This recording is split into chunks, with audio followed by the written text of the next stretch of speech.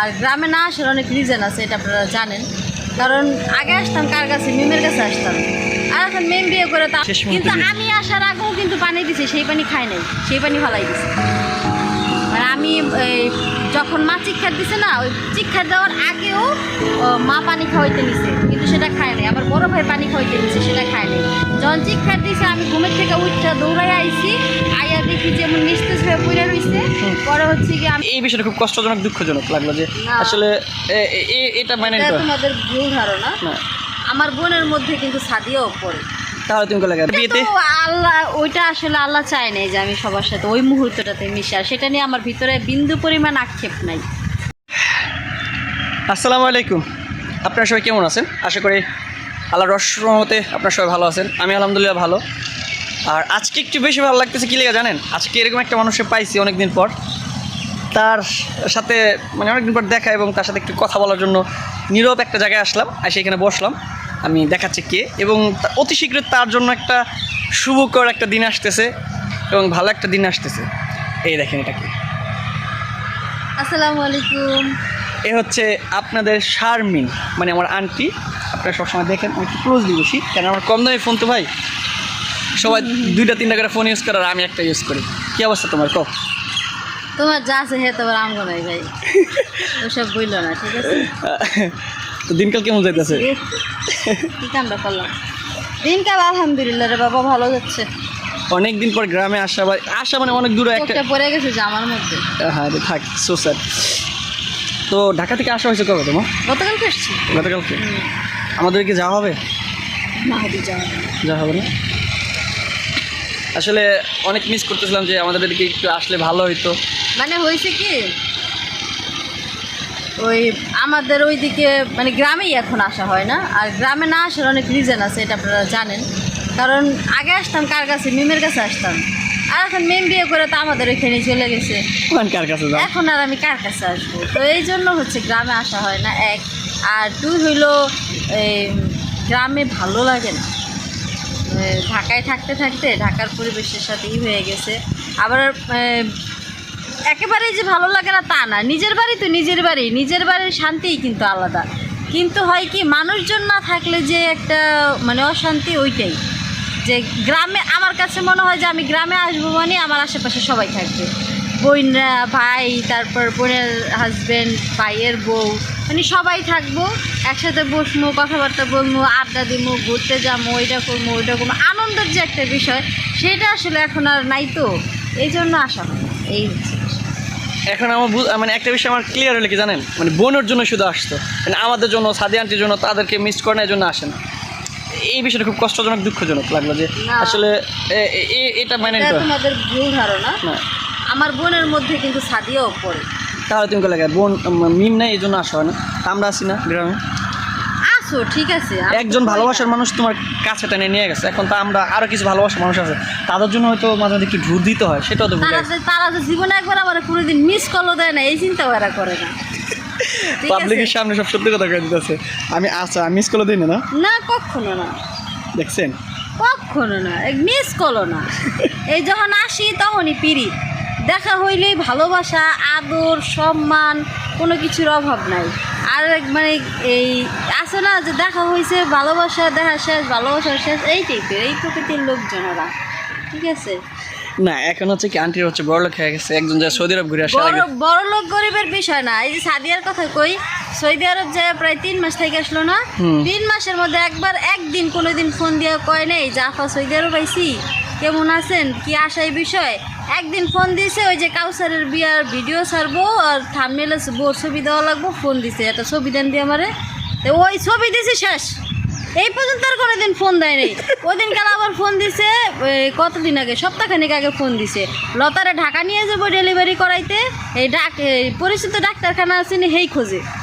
মানে প্রয়োজন ছাড়া কেউ কখনো ফোন দেয় না।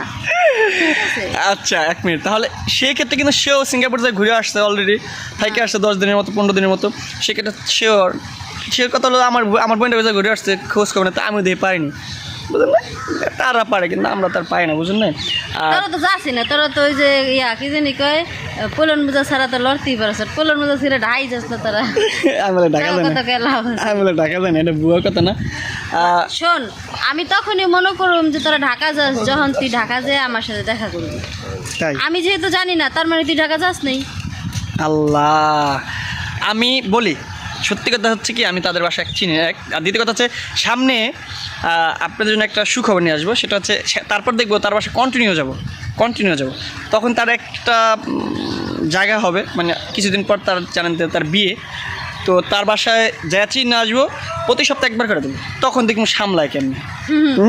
মনে হয় কি যে আমি ডরাই গেছি তোর কথা হইন না, মন কেন করতেছি না, অনেক সময় শারমিন কোনো কিছু ভয় পায় না। ভয় পায় না, আসলে ভয় পাওয়ার বিষয় না, মানে খুব একটা বিষয় কি, অনেকদিন পর দেখা হলে অন্যরকম একটা ভালো লাগা কাজ করে, ভালোবাসা কাজ করে। তো অনেকদিন পর দেখা হলে একটু গল্প গুজব, একদম নীরব একটা জায়গায় আসছে। গ্রামের মানুষ মানে নিজের এলাকার মানুষের সাথে দেখা হইলে মনে হয় যে ভিতরে একটা তৃপ্তি পাওয়া যায়, মনে হয় যে না কাছের মানুষগুলারে তাই। এই হচ্ছে ব্যাপার। তো ভালো লাগে আশেপাশে যদি নিজেদের লোকজন থাকে, ভালো লাগে। কিন্তু ওরা হচ্ছে যায় না কখনো, এমনিতে কিন্তু যায়। ঢাকা থেকে যত মানুষের ডাক্তার দেখানোর প্রয়োজন পড়ে, আমার বাসা ছাড়া কোনো উদ্ধার নেই। হ্যাঁ, প্রয়োজনে সবাই আমার বাসায় যাবে, কিন্তু প্রয়োজনের বাইরে কেউ কখনো মিস করে না। আমরা বিয়েটা খাচ্ছি কবে? ইনশাল্লাহ সামনের মাসে। অবশ্যই সামনের মাসে সবার সাথে দেখা হবে। তানজিলা বিয়েতে যেরকম সবার সাথে একসাথে ছিলাম, কিন্তু সে ছিল না, মিস করছি অনেক। দেন তার বিয়েতে আল্লাহ, ওইটা আসলে আল্লাহ চায় নাই যে আমি সবার সাথে ওই মুহূর্তটাতে মিশে, আর সেটা নিয়ে আমার ভিতরে বিন্দু পরিমাণ আক্ষেপ নাই। বিন্দু পরিমাণ যে থাকে না মানুষের, এত বড় একটা অনুষ্ঠান যাইতে পারলাম না, সেটাও আমার ভিতরে নাই। আমি এইটাই ভাবে এত খুশি যে আল্লাহ পাক আমার আব্বুর শেষ মুহূর্তে আমারে তার কাছে রাখছে। মানে এইটা অনেক বড় পাওয়া আমার জন্য। মানে এইটা আমি সারা পৃথিবী ভ্রমণ করলেও এই তৃপ্তি পাবো না, আমি যেই তৃপ্তি এই সময়টাতে পাইছি। তুমি জানো আমার আব্বা লাস্ট আমার হাতে পানি খেয়ে মারা গেছে, একদম আমার কোলে। মানে আব্বার মাথা আমার কোলে এই জায়গায় রেখে আমি পানি খাওয়াইতেছি, মানে চিনির পানি। আব্বার সুগার ডাউন হয়ে গেছে, আমি চিনির পানি খাওয়াইতেছি। মানে লাস্ট সে পানি খেয়েছে, মানে 15 চামচ পানি খেয়েছে আমার হাতে। 15 চামচ? হ্যাঁ। এটা একদম ভাগ্য লাগে যে শেষ নিঃশ্বাস আসলে শেষ মুহূর্তে। কিন্তু আমি আসার আগেও কিন্তু পানি দিছে, সেই পানি খাই নাই, সেই পানি ফালাই দিছে।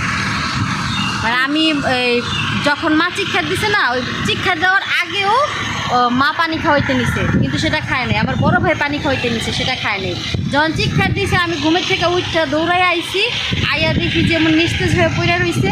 পরে হচ্ছে কি আমি তাড়াতাড়ি ডায়াবেটিসের মেশিন নিয়ে ডায়াবেটিস মাপছি, কারণ আমি জানি তো কোন সময় কী ধরনের সিমটম হয়। এই জন্য আব্বুরে কখনো এইখানে রাইখে আমি ওইখানেও যাইতাম না, কারণ তার প্রত্যেকটা মুভমেন্ট আমার জানা আছে, সে কোন মুহূর্তে কী করে। সাথে সাথে ডায়াবেটিস মাপলাম, দেখলাম যে 0.09, মানে এত ডাউন হয়ে গেছে, নীল হয়ে গেছে আর কি। হ্যাঁ, তো নীল হয়ে যাওয়ার কারণে পরে হচ্ছে আমি তাড়াতাড়ি করে চিনির পানি গোলাইয়া এত পরিমাণ চিনি দিছিলাম যে যাতে করে এক চুমুক খাওয়ার সাথে সাথে তার ডায়াবেটিস উঠে যায়। আমি এত পরিমাণ চিনি দিছিলাম গোলাইয়া, আমি 15 চামচ চিনির পানি খাওয়াইছিলাম আব্বুরে। ওই 15 চামচ চিনির পানি আমার আব্বুর শেষ পানি ছিল। আর যখন সে পানি খাইতেছিল, তখন আমি কইতেছিলাম যে মা তুমি টেনশন করো না, সে যখন গিলতে পারতেছে সে উঠে দাঁড়াবে, কারণ এত পরিমাণ চিনি ছিল পানিতে। কারণ হয়েছে তো সুগার ডাউন, সুগার আপ হইলে সে ঠিক হয়ে যাবে। তো ওইটাতেই আব্বার শেষ খাওয়া ছিল, আর ওই তখনই আব্বার চলে গেছে। তো অনেকদিন পরে মানে নিজের মুখে থেকে শুনলাম তার গল্পটা, মানে বিষয়টা গল্প বলতে আসলে না জানা কথাগুলো হয়তো আপনাদের মাঝে শেয়ার করছে কিনা সেটাও জানি না। সত্যি কথা বলতে কিছু কিছু জিনিসের ভাগ্য লাগে, আর আমি কোনোদিন কল্পনা করি না যে আজকে এই মুহূর্তে তার সাথে এইভাবে বসে কথা হবে বা এরকম বিষয়ে কথা হবে। মানে আল্লাহ চায় যেটা ভালো হয় সেটাই হয়। সেক্ষেত্রে তার সামনের ভবিষ্যতের শুভ দিন আসতেছে, সেই শুভ দিনের যদি অংশবিশেষ হিসেবে থাকতে পারি বা যেতে পারি, আল্লাহ যদি ভাগ্যে রাখে, তাহলে সেটা আমার জন্য ইনশাআল্লাহ ভালো হবে। আল্লাহ ভরসা, আল্লাহ চাইলে সব সম্ভব। আল্লাহ 2 দিনের জন্য এই দুনিয়ায় পাঠাইছে। এই দুনিয়াতে যত ভোগ বিলাসিতা আছে সব কিছু শেষ করবো ইনশাআল্লাহ আমরা। ইদানিং হচ্ছে আমাকে সবাই ভুলে যাইতেছেন না, আমি কন্টিনিউ ভিডিও দিই না, দেখে না কি বুঝলাম না। একসাথে কিন্তু আমরা 2 জন শুরু করছিলাম এর আগে। হ্যাঁ, ওর আর আমার চ্যানেল একদম কাছাকাছি খোলা হয়েছে, মনিটাইজেশন একটা হয়েছে। তারপর 15,000 সাবস্ক্রাইবার পর্যন্ত আমরা একই ছিলাম। মানে আড্ডা ফার্স্ট আমারটা ডাউন, আবার আড্ডা ডাউন আমারটা, এরকমভাবে আমাদের চলতেছিল। চলতেছিল। আর এখনটা হচ্ছে মানে বিশেষ করে আব্বু মারা যাবার পরে আমার চ্যানেল উঠে গেছে, আর ওরটা হচ্ছে গিয়ে ওঠে না, কারণ ও কন্টিনিউ ভিডিও দেয়। এটাই কারণ, এছাড়া আর কোনো কারণ নেই। আর কারণ আপনারা ও সবাই হচ্ছে মাসুদকে অনেক ভালোবাসেন, আমি জানি, কারণ আমরা দেখছি। কারণ তোমার সাবস্ক্রাইবার কত এখন? 16,000 সাবস্ক্রাইবার কিন্তু এমনি এমনি হয়নি, আপনারা ভালোবাসে সাবস্ক্রাইব করছেন, দ্যাটস ওয়াই আমরা জানি। আর কেউ না থাকলেও 15,000 মানুষ তার সাথে আছে, দ্যাটস ওয়াই সে ইচ্ছা করে ভিডিও করে না, ইচ্ছা করে ভিডিও ছাড়ে না। আসলে ইচ্ছা করে বলতে কি, আমার বাসা হচ্ছে ওই যে বললেন না, আমার বাবা মাঝে মাঝে অসুস্থ আছে, বোন অসুস্থ, মানে সব কিছু না ফ্যামিলির একটু সমস্যার মধ্যে ছিলাম। আর আদারওয়াইজ হচ্ছে যে আমার ফোনটা হচ্ছে বেশি সমস্যা ছিল, মানে ওরকম ফোনটা ঠিক করতে পারিনি, সব কিছু মানে খারাপ একটা সিচুয়েশন গেছে। আব্বু যখন মারা যায় না, মানে আব্বু মারা যাওয়ার আগে, মারা যায় তখন না, বলতেছিল যে আমার মেয়ের যা ছিল সব আমি শেষ করে ফেলেছি, মানে ক্যাশ ক্যাপিটাল আর কি, টাকা পয়সা যা ছিল সব আমি শেষ করে ফেলেছি। আমার মায়ের জীবন কেমনি চাইবে, হ্যাঁ, আমার পিছনে আমার মায়ের সব ঠিক করে ফেলেছে। কিন্তু আমি দেখছি মানে আল্লাহর রহমত, এটা ইভেন আমার আব্বুর দোয়া, আমার আব্বু আমার জন্য প্রচুর পরিমাণে দোয়া করছে, যেটার ফলস্বরূপ আমি এখন এই জায়গায়। মানে আমার মতো মেয়ে কখনো চিন্তা করার কথা না, মানে স্বপ্ন তো দূরের কথা, কোনো দিন চিন্তা তো দূরের কথা, কোনো দিন স্বপ্ন ভাবার কথা না যে সিঙ্গাপুর যাবে। আমি গেছি, এটা আমার আব্বুর দোয়া ছিল, তা না হলে সম্ভব হতো না। এই সিঙ্গাপুরটা নিয়ে আপনারা অনেক ধরনের মানে অনেক ট্রোল হয়েছে, অনেক ট্রোল, মানে ট্রোল থেকে শুরু করে কমেন্ট অনেক কিছু বলতেন। আসলে বিষয়গুলো আসলে কিছু জিনিস আসলে মানুষকে সামনে থেকে বলা সত্ত্বেও মানুষ অবিশ্বাস করে। এটা অবিশ্বাস করার মতোই অনেকেই করবে, হুটহাট কিন্তু সব যারা কাছে থেকে না দেখছে, মানে যারা একদম আমার কাছে ছিল তারা ছাড়া সবাই অবিশ্বাস করবে। আমার ফ্যামিলির অনেক মানুষ আছে, যেমন আমার আপন বড় মামা, সে বলতেছিল, আমার মারও বলতেছিল, তোর মেয়ে তো অনেক সাহস। অ্যাকচুয়ালি আমার মার কিন্তু অনেক সাহস, আমার মা খুব সাহসী একজন মহিলা। তো আমার মামা আমার মারে বলতেছিল যে তোর মেয়ে তো তোর থেকে বেশি সাহস, মানে এটা তুই কোত্থেকে আনছিস? হ্যাঁ, যে একা একটা মানুষ এত কিছু কইরা সে সিঙ্গাপুরের মতো একটা জায়গায় চলে গেল, আবার ওইখান থেকে চইলাও আসতেছে, মানে কেমনে কী করলো, এটা আসলে অনেকে ভাবতে পারে না। তো সব কিছু আসলে কিসমতে ছিল, মানে আমার ভাগ্যে ছিল আমি কোনো দিন বিদেশ যাব, কোনো না কোনো দিন যাব, সেটা হয়েছে। আর আমি আগেও বলছি আমার ইউরোপে সেটেল হওয়ার ইচ্ছা আছে, এখনও বলতেছি আমি আসলেই আমার ইউরোপে সেটেল হওয়ার ইচ্ছা আছে। আস্তে আস্তে চেষ্টা করব যাতে টুকিটাকি ছোটো কয়েকটা দেশে যাইয়া ইউরোপের কোনো একটা জায়গায় দেখি, সেটা কোথায় আমি জানি না, বা কোথায় যাওয়ার মতো অ্যাবিলিটি আল্লাহ পাক আমার দিবে সেটাও আমি জানি না, তবে ইচ্ছা আছে যাবার। যদি আপনারা পাশে থাকেন, আল্লাহর রহমত থাকে, আমার বাবা মার দোয়া থাকে, অবশ্যই সম্ভব। আর আপনারা যারা আমাকে দেখতেছেন তারা চেষ্টা করবেন যে তাকে ইউরোপে নেওয়ার জন্য আসলে কোনো মাধ্যম যদি ওরকম সিস্টেম থাকে তাকে নিয়ে যাবেন। তার খুব শখ পূরণ হচ্ছে মানুষ। হ্যাঁ মা, এই যে এই পাশে তো দোকানে আইছি একটা কোক খাইতে। তো অনেক গল্প গুজব করলাম, অনেক বিষয় জানার ছিল, কিন্তু সময় স্বল্পতার কারণে জানতে পারলাম না। টাকা আছে, ওই দেখেন লাখ টাকা ইনভেস্ট মানে ইনকাম করে সে বলছে টাকা আছে, এটা ফান। আর ওই যে বললো না বাবা মার দোয়া হচ্ছে সব করছে, হ্যাঁ বাবা মার দোয়ার কারণে কিন্তু আমার ফ্যামিলি আমার পাশে হচ্ছে এভরিথিং। টাইম ছিল, খারাপ সময় ভালো সময় সব সময় ছিল, এবং এই কারণে আমি এখনও পর্যন্ত এই জায়গায় আছি, এবং এখান থেকে যত টাকা আমি ইনকাম করছি যাই করছে সব আমার বাবা মার পিছিয়ে ফ্যামিলির পিছিয়ে ইনভেস্ট করছি। সেক্ষেত্রে এটা তাদের দোয়া ভালোবাসা এবং আপনাদের সাপোর্টের কারণে আসতে পারছি। সো আলহামদুলিল্লাহ, আমি এখন আল্লাহর কাছে অনেক শুকরিয়া আদায় করি যে আল্লাহ অনেক ভালো রাখছে। সন্তান যদি বাবা মার জন্য করে তার কখনো শেষ হবে না, রাইট, এটা আমি নিজে সাক্ষী, আমি নিজে প্রমাণ, আমার সাথে এটা হয়েছে। বাবা মার জন্য আপনারা যত সন্তানরা আছেন, যারা এই ভিডিওগুলো দেখবেন বা দেখতেছেন, বা সামনে এটা থাকবে, ইউটিউবে তো থাকবে, আপনারা যে যখন যেই মুহূর্তে দেখবেন এই কথাটা সব সময় স্মরণে রাখবেন, আপনারা কখনো বাবা মাকে অবহেলা করবেন না। বাবা মা, শ্বশুর শাশুড়ি, তাদের জন্য আপনি যত করবেন আপনার কখনো ফুরাবে না, সেটার ভিতরে আল্লাহ একটা রহমত দিয়ে দেয়। ওইখান থেকে আপনার ঠিক আছে ওইটা শেষ হয়ে যাবে, কিন্তু এর পরবর্তীতে যেটা আসবে তার থেকে অনেক গুণ বেশি হয়ে আসবে, অনেক গুণ বেশি হয়ে আসবে, যেটা আপনি কল্পনাও করতে পারবেন না যে আসলে এত পরিমাণ আসবে আর এত পরিমাণ আপনি পাবেন। এটা একটা ছোট্ট একটা গল্প শুনে আপনাদের, এটার প্রমাণ হচ্ছে আমি নিজে ছিলাম, এও ছিল। এবং সাদিয়া আন্টির ব্যাপার বলি, সাদিয়া আন্টি ইউটিউব থেকে ফার্স্ট যখন ইনকামটা করে প্রথম মাসে যে টাকাটা আসে, এই টাকাটা দিয়ে কিন্তু তার বাবাকে সর্বপ্রথম চিকিৎসা করতে ঢাকা নিয়ে আসে। এটা কি আপনারা জানেন? আমি জানি, তো এই ব্যাপারটা জানেন আমার না? বাসায় গেছে, হ্যাঁ, দেখছেন না? Right. আমার বাসায় গেছে বিপদ যে। ওর বাবা বলছে যে তুই এত কষ্ট করে এত এই পর্যায়ে ফার্স্ট ইনকামটা যখন পাইছস, আমার পিছিয়ে শেষ করে দিলি, দেখবি আল্লাহ তোর একদিন অনেক বড় করবো। এখন এ হাজার হাজার টাকা ইনকাম করে, কিন্তু ওই যে বাবার পিছনে যে টাকাটা খরচ করছে, বা প্রথম মাসে যে অনেক শখ থাকে না, প্রথম মাসে টাকাটা আমি মিলাদ পড়াবো, আমি নিজের শখের কিছু একটা কেনাকাটা করবো, বাবার সন্তানকে দিব, আশেপাশে এই জিনিসগুলো সবার স্বপ্ন থাকে। সেই স্বপ্নকে মাটি দেওয়া সে হচ্ছে তার বাবার জন্য নিজে তাদের বাসায় নিয়ে যাওয়া হসপিটালে। সেটার অ্যামাউন্টটা ছিল মানে 12 না 13,000 টাকা ছিল ফার্স্ট, আমি অ্যামাউন্টের কথাটা বলে দিলাম। তো এই টাকাটা এখন 12,000 10,000 থেকে এখন 12 থেকে 10 লাখ হয়ে যেতে পারে। এটা হচ্ছে এই যে বাপমার দোয়া। তো প্রত্যেকটা বিষয়ে আমরা তিনজন তো প্রমাণ দেখাইলাম, এবং আপনারাও ওরকম ঘটনা ঘটছে অবশ্যই কমেন্ট করে একটু জানাবেন যে এরকম আসলে বাবা মার দোয়াটা কতটা ইম্পর্টেন্ট, আপনারাও তাদের সাক্ষী আছেন, একটু কমেন্ট করে জানাবেন। সে প্রত্যাশা আপনাদের মাঝে।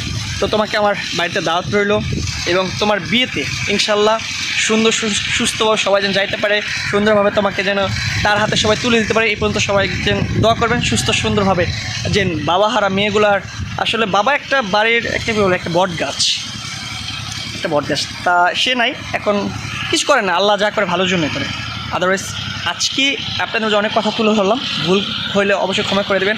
আসলে ওরকমভাবে এখনও সাজায় গুছায় কথা বলতে হয় না। আর জানেন আমি যে খুব নর্মালি থাকি ক্যামেরার সামনে, তারা সবসময় বলে এই তুই লুঙ্গি বইটা গেঞ্জি বইটা চুল হাসটাস না কেমন এসে পড়েছে, এগুলো মানুষ কী বলে? ভাই আমি গ্রামের ছিলাম, আজকে সুন্দর লাগতেছে। আজকাল আমাকে সুন্দর লাগতেছে, দেখেন তো আসলে বলে সুন্দর লাগতেছে। আলহামদুলিল্লাহ, আজকে এই পর্যন্তই আন্টি, শেষমেশ। সবাই ভালো থাকবেন, সুস্থ থাকবেন, সুন্দর থাকবেন। মাসুদের জন্য দোয়া করবেন, বিয়ে করবে ইচ্ছা আছে। হ্যাঁ, আমার জন্য দোয়া করবেন, বিয়ে করবো সামনে ইচ্ছা আছে। তো সবাই দোয়া করবেন সবার জন্য, আমিও দোয়া করবো আপনাদের জন্য। আজকের ভিডিও এই পর্যন্তই, আল্লাহ হাফিজ। লাস্ট একটা কথা, তার কিন্তু শখের মানুষটাকে মানে স্বপ্নে ভালোবাসে যাকে, তাকে কিন্তু পেয়ে যাচ্ছে। অনেকে কিন্তু তার ভালোবাসার মানুষকে পায় না।